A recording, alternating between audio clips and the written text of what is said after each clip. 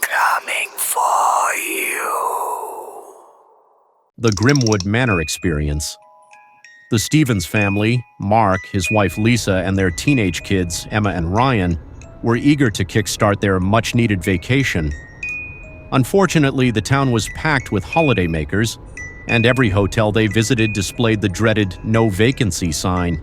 Exhausted and frustrated, they drove down a dimly lit road and spotted a Gothic-looking structure, GRIMWOOD Manor Hotel. Its eerie silhouette loomed under the moonlight. Desperate, Mark parked the car and they hurried inside.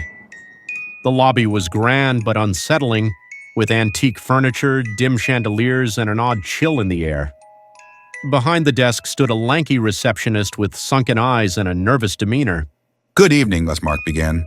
Please tell me you have a room. We've been driving all day. The receptionist hesitated, glancing at the reservation book. We're, almost full.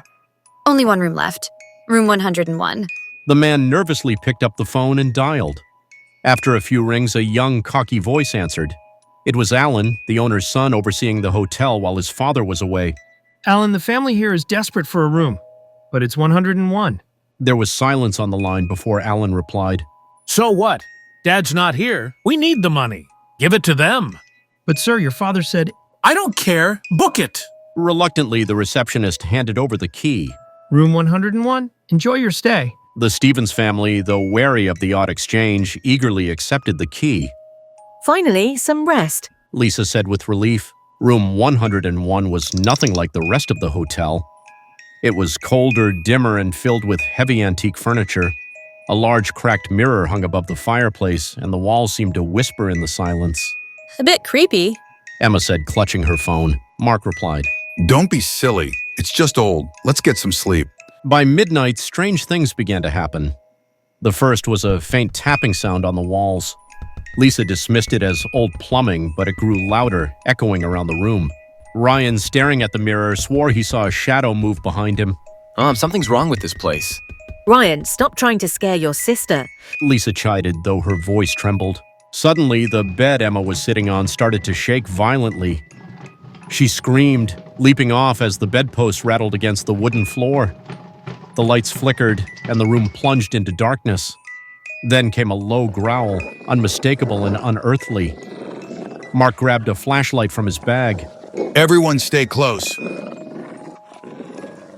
He commanded, trying to stay calm. They moved to the corner of the room, huddled together. The growl turned into a guttural laugh that seemed to come from nowhere and everywhere at once. The family decided to leave the room, but the door wouldn't budge. It felt as though something was holding it shut from the other side. Panic set in as they banged on the door and screamed for help, but the hotel seemed eerily silent. Emma pointed to the mirror. Look! In the cracked glass, a gaunt figure with hollow eyes and a sinister smile stared back at them. The figure began to emerge from the mirror, its skeletal hand reaching out. Get out of my room!" the figure shrieked. The family scrambled to the window, but it wouldn't open. The clock struck 3 a.m., and the room grew colder. Suddenly, the door burst open, and the receptionist stood there, his face pale. Run, now! He yelled. The Stevens didn't hesitate. They bolted out, ignoring the whispers and shadows that seemed to follow them down the hall. They reached their car and sped off, hearts pounding. By 5 a.m., they were far from GRIMWOOD Manor, parked at a gas station to catch their breath. What was that place? Emma whispered. Somewhere we'll never speak of again. Mark replied. The family sat in silence as the first rays of dawn broke through, grateful to be alive but vowing never to book a last-minute hotel again. Thank you for watching this video. If you enjoyed it, please hit the like button and the bell notification icon.